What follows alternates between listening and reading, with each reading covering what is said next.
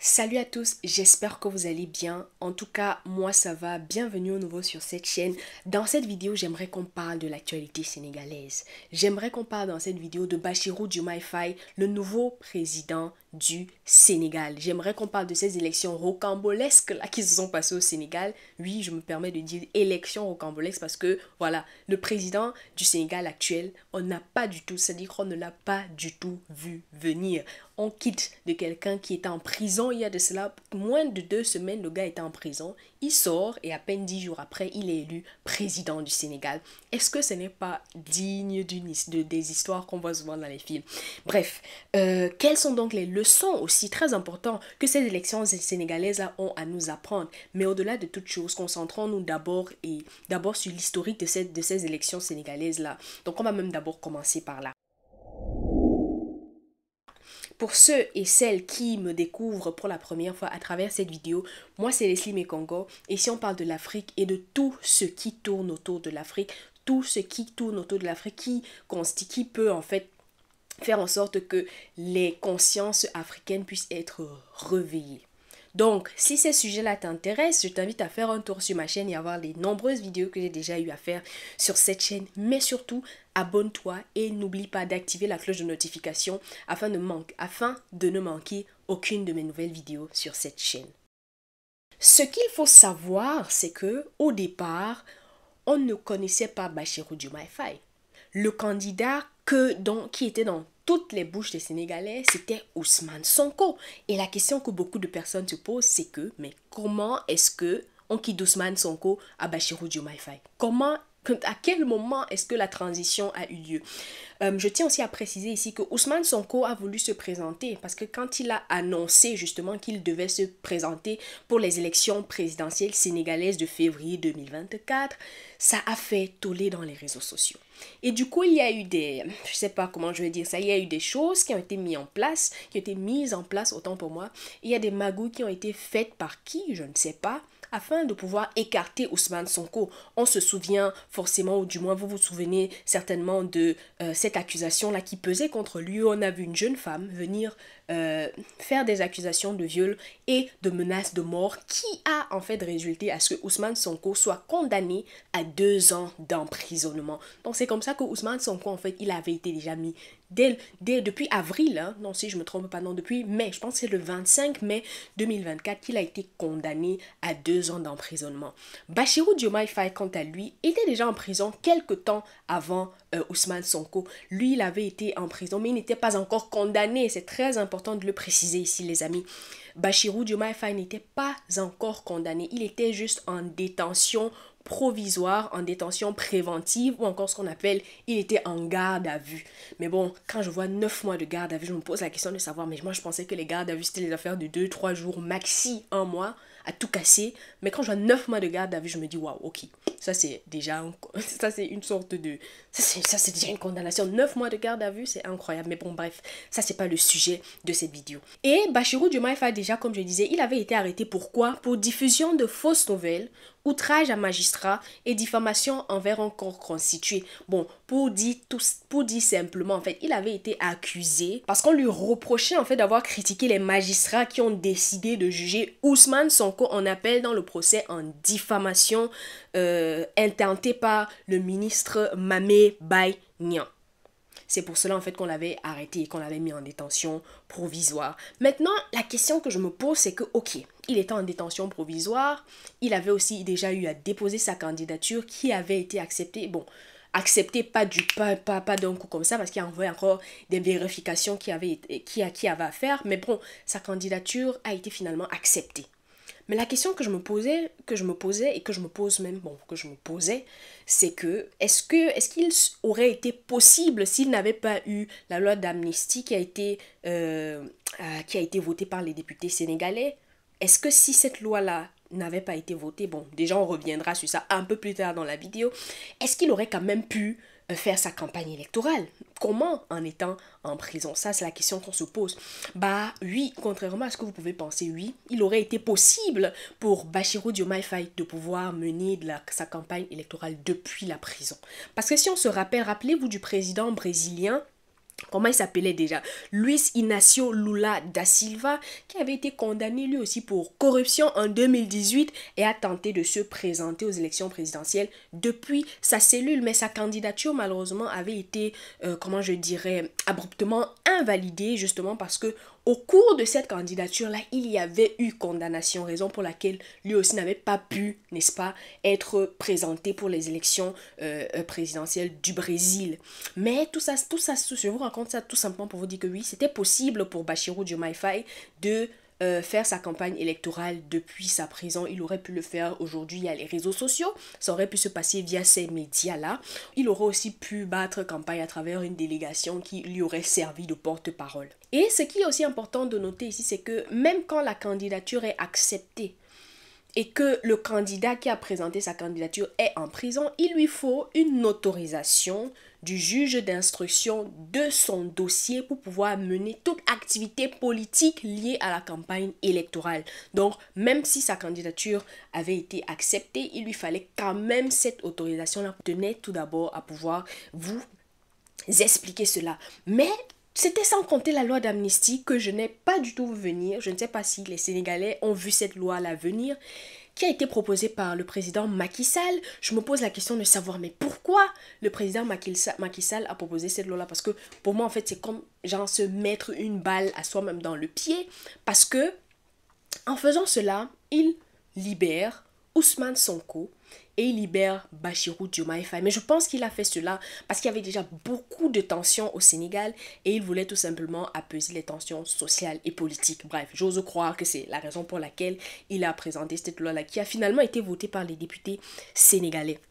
Bon, pour ceux qui se demandent, loi d'amnistie, c'est quoi ça? Bref, je vais expliquer parce que c'est pas tout le monde qui comprend le contexte ou qui comprend, c'est pas tout le monde qui comprend ce que ça veut dire. La loi d'amnistie, c'est une loi qui permet tout simplement d'effacer toutes les condamnations qui figurent dans un casier judiciaire. Donc, cette loi-là bénéficie à toutes les personnes qui ont commis une ou plusieurs catégories d'infractions qui figurent dans la loi. Parce qu'il faut savoir que la loi d'amnistie, ce n'est pas une loi générale où il y a des condamnations. Non. Quand on présente une loi d'amnistie, il y a des catégories d'infractions qu'on met à l'intérieur. Et tous ceux qui ont ces infractions-là dans leur casier judiciaire, ils peuvent être libérés tout simplement.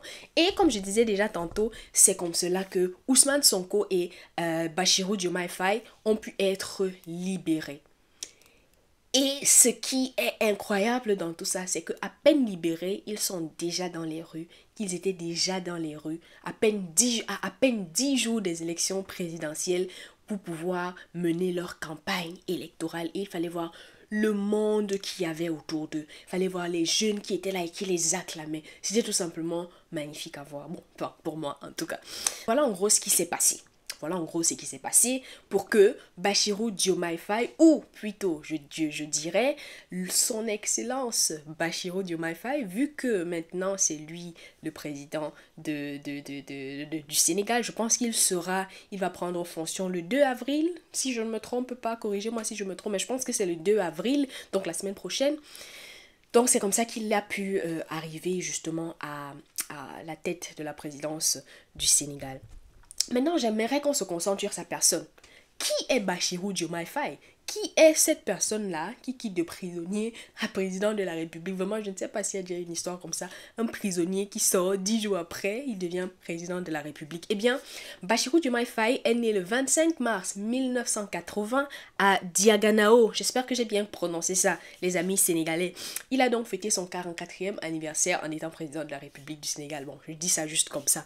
Il a fait ses études à l'université tchèque Anta Diop et il a réussi à intégrer l'école d'administration du Sénégal. Bassirou Diomaye Faye est donc inspecteur d'impôts.